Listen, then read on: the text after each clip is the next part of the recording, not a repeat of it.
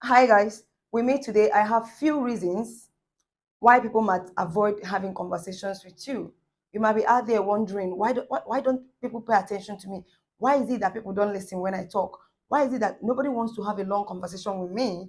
Like when I start talking, they get up and go, or they avoid the situation that will lead to having a conversation with me. So I have Phyllis with me today. So you watch to the end and pick your own problem and then go fix it. Okay? Number one on my list, you complain too much. You complain too much. You are very big on complaining. Yeah. That's why they avoid your call. They don't even call back. But even surprisingly, even after months of not talking to you, any day they decided to call you again, you have something bothering you. One cannot call you and remain the same. Stop complaining. Nobody has it easier than the other, apart from billionaires. Imagine they are complaining as much as you are complaining. Who will now listen? So at a time, they get tired of listening to your complaints. Complaining is making people avoid calling you because they don't know the bill they're going to carry when they call you. Number two on my list is negativity. You are very negative in thinking.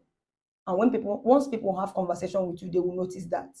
You think everything is going to end badly. You don't even believe in yourself.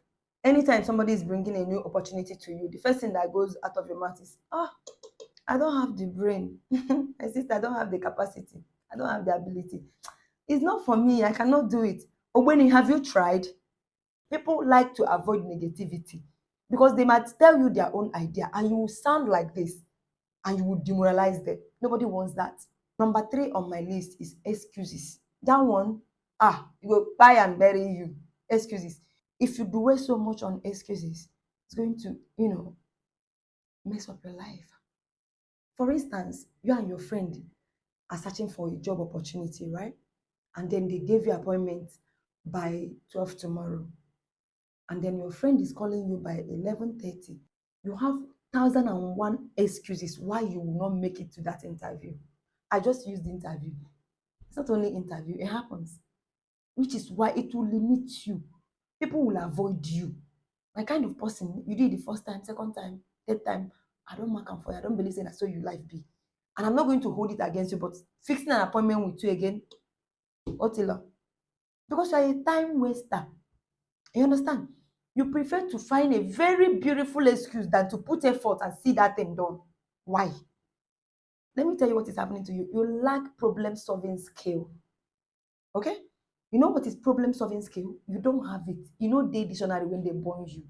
Stories to give your boss in the office that you can't make an appointment, or to give your friend that you cannot come out as agreed. The time you take to concoct that excuse, how about you use that time and make sure you keep to that appointment? What will happen? You lack you lack resilience.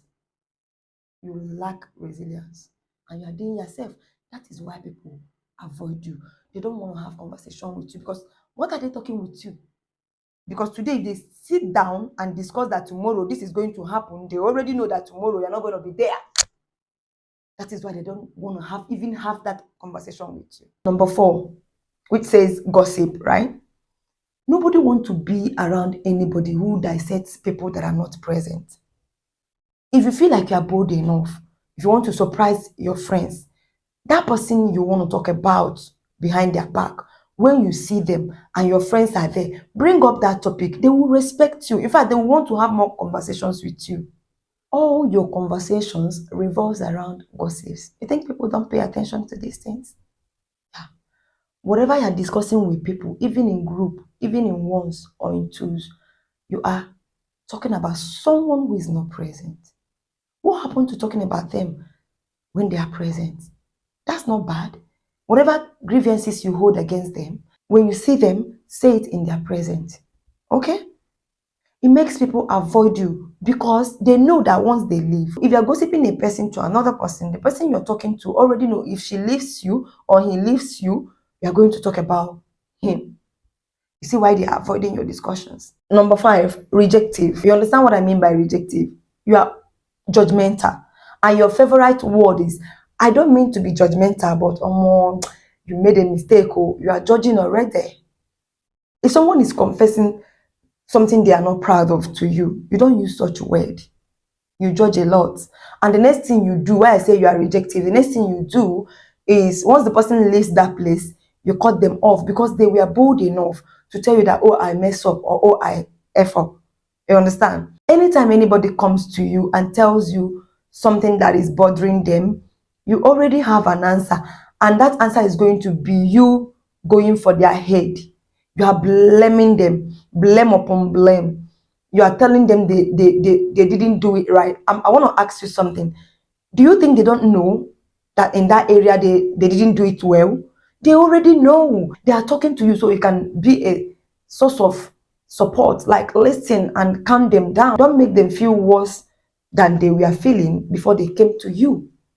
Be a support system. When they finish talking to you, that same thing they talk to you about becomes talk of the town. And if care is not taken, you start avoiding them because they were bold enough. Are you a saint? Number 6, exaggeration.